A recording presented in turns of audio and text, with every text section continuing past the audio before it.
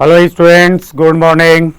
आज देखिए हम आपके लिए एक बढ़िया सा चैप्टर शुरू कर रहे हैं और वो है वर्क पावर एनर्जी। तो वर्क पावर एनर्जी में आज हम लोग डिस्कस करेंगे बेसिक बातें वर्क से रिलेटेड, और उसके बाद में फिर तब बातें होंगी एनर्जी और पावर की। तो चलिए ज़्यादा टाइम को ना ख़राब करते हुए हम लोग तुरंत शुरू कर देते हैं वर्क। अब देखिए वर्क क्या होता है। तो वर्क के लिए देखिए वर्क की अगर बात किया जाए तो वर्क सभी लोग जानते हैं भाई, वर्क होता क्या है, फिर भी थोड़ा सा देखते हैं। यानी अगर वर्क की बात किया जाए तो यहाँ पे देखिए कि ये ब्लॉक दिख रहा होगा हमको। अब इस ब्लॉक को एक हॉरिजॉन्टल सरफेस पे रख दिया गया और मान लीजिए अगर हम इस ब्लॉक पे ऐसे फोर्स लगा दें तो जब हम इस डायरेक्शन में फोर्स अप्लाई करेंगे तो ये ब्लॉक हमें हमारा जो है वो हॉरिजॉन्टल डायरेक्शन में यानी सरफेस पे स्लाइड करेगा। अब जब इस सरफेस पे स्लाइड करेगा तो फिर ब्लॉक का इधर की तरफ क्या हो जाएगा, डिस्प्लेसमेंट। अब इधर डिस्प्लेसमेंट हो गया, ये हो गया फोर्स। इन दोनों के बीच में एंगल कितना बन रहा होगा, थीटा। तो जब हम इस वर्क को डिफाइन करेंगे तो वर्क क्या होगा, यहाँ पे force vector dot displacement vector, या इस वर्क को हम कहेंगे F D S cos theta. तो भाई वर्क को डिफाइन कर रहे हैं हम लोग डॉट प्रोडक्ट से, तो डॉट प्रोडक्ट से डिफाइन कर रहे हैं तो फिर ये वर्क जो है वो स्केलर फिजिकल क्वांटिटी होगा, because product of two vector, if product of two vector is scalar then it will be dot product. यानी यहाँ वर्क को डिफाइन करने के लिए हमें डॉट प्रोडक्ट की जरूरत होगी। डॉट प्रोडक्ट किसका होगा, फोर्स और डिस्प्लेसमेंट वेक्टर का होगा, जैसा अभी हमने लिख दिया यहाँ पे F D S cos theta.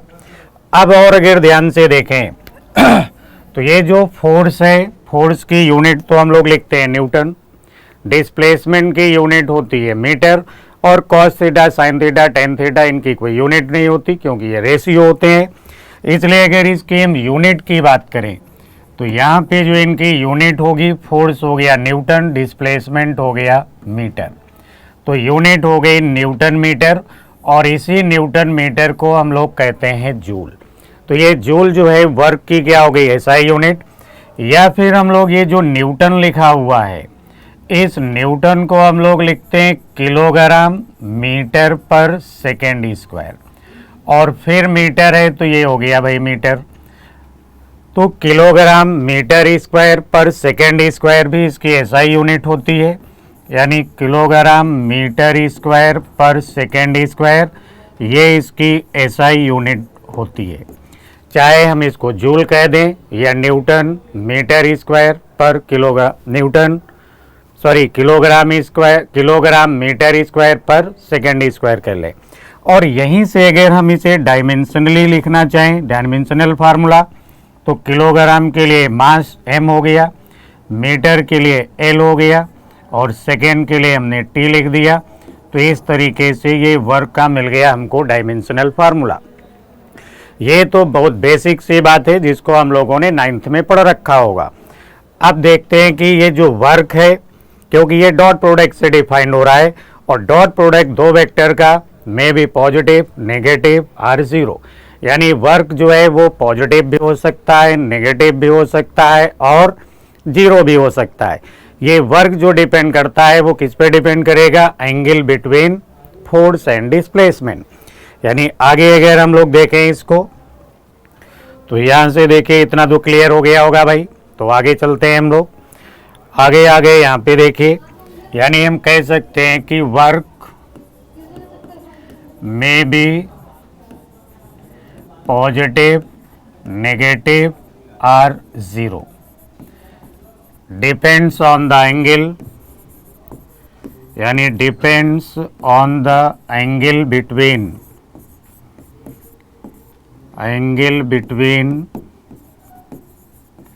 force and displacement vector, force and displacement, force and displacement vector. समझ गए भाई। यानी अगर इस डायरेक्शन में वो अपने पास डिस्प्लेसमेंट और इधर की तरफ है देखो फोर्स। तो यहाँ ये जो एंगल है वो क्या है, लेस देन 90 डिग्री। तो यहाँ कॉस थीटा की वैल्यू होती है भाई पॉजिटिव, इसलिए वर्क भी जो है वो कैसा होगा, पॉजिटिव होगा। लेकिन अगर यहीं पे फोर्स और डिस्प्लेसमेंट के बीच में जो एंगल है वो 90 डिग्री हो जाए, यानी इधर की तरफ ये डिस्प्लेसमेंट और ये हो जाए फोर्स, तो फिर ये दोनों परपेंडिकुलर हो गए, इनके बीच में एंगल हो जाएगा 90 डिग्री।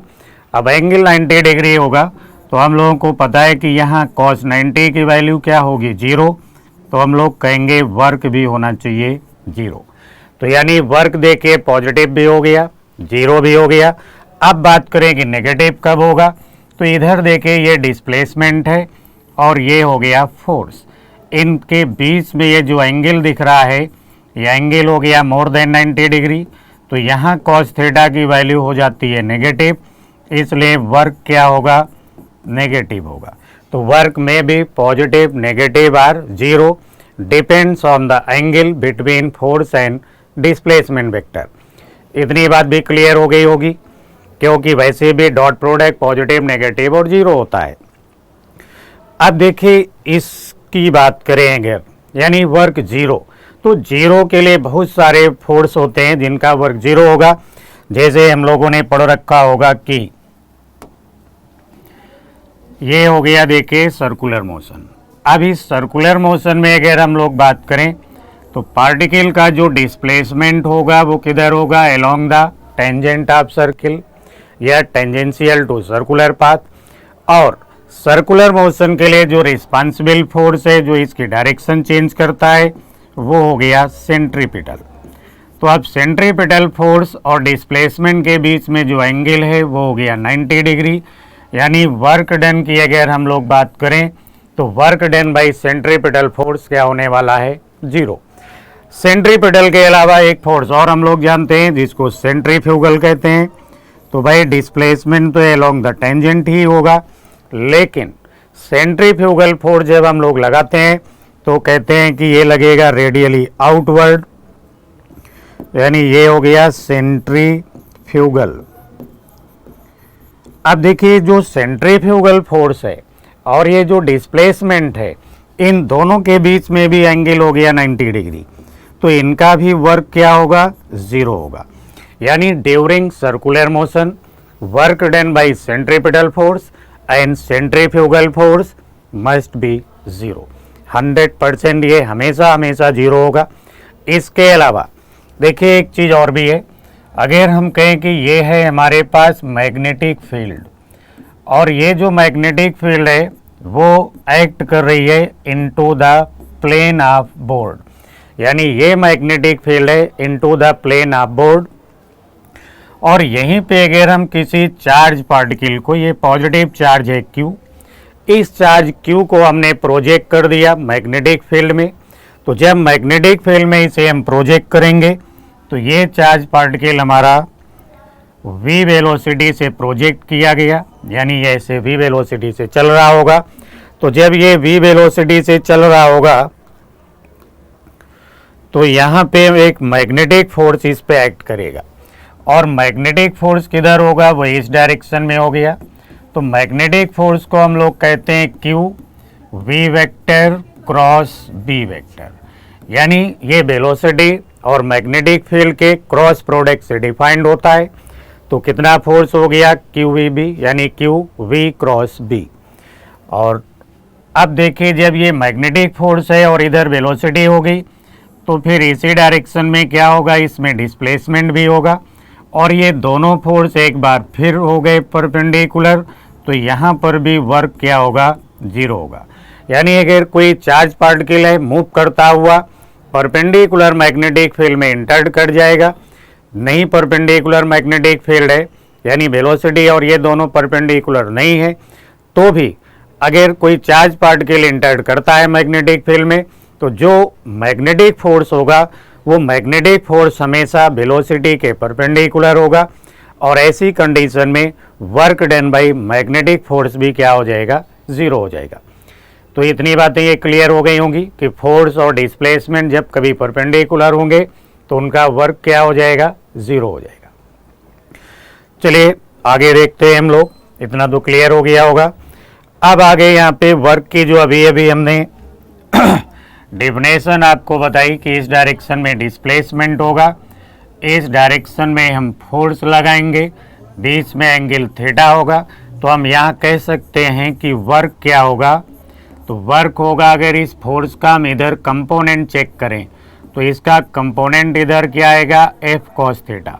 यानी वर्क को इन जनरल हम लोग डिफाइन कर सकते हैं कि it is the product of displacement, it is the product of displacement with the component of force, with component of force in direction of displacement, in direction of displacement।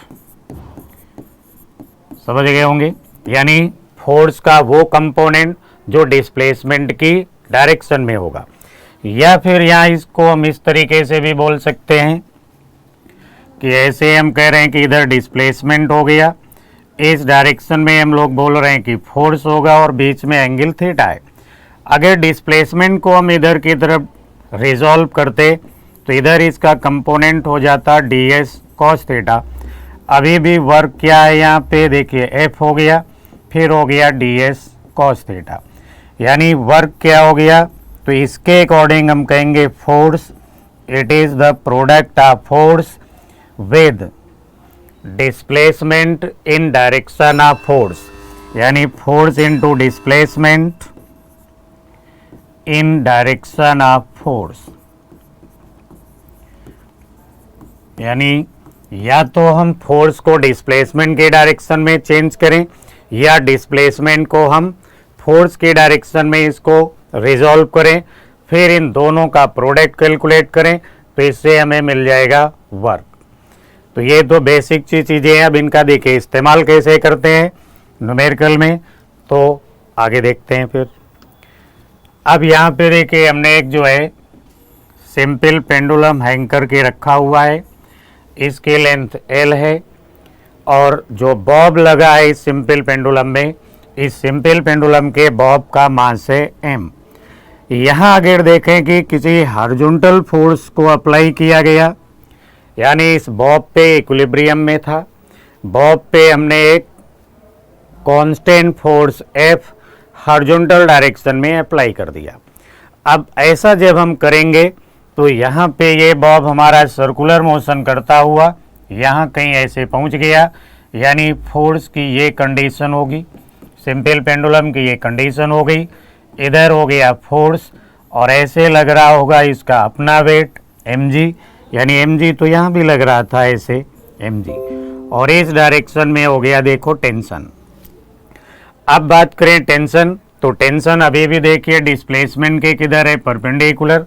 तो यहाँ हम कह सकते हैं कि वर्क डन बाय टेंशन जो है वो होगा ज़ीरो, क्योंकि डिस्प्लेसमेंट किधर होगा, along the tangent of path, force किधर लग रहा है, परपेंडिकुलर टू टेंजेंट यानी रेडियली इनवर्ड।